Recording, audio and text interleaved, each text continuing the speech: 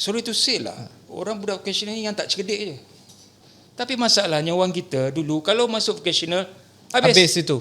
Gelap masa depan. Masuk Giat Mara habis. Masuk IKM habis. Mindset masyarakat kita 80-an, 90-an mungkin sampai sekarang saya tak tahu, mungkin sekarang dah berubah dah. Tapi itu hakikatnya, budak vocational, budak tak cerdik. Budak tak boleh pergi punya. Itu. Tapi budak-budak ni lah yang nak buat kerja. Budak separa dan mempunyai skill yang penuh, mahir dan separuh mahir ada pada dia orang. Macam tu.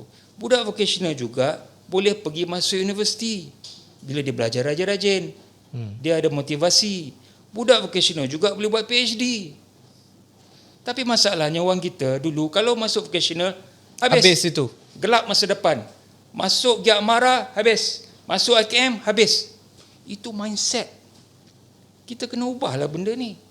You tak ada SPM sekalipun, you ada SKM sekalipun, sijil kemahiran Malaysia.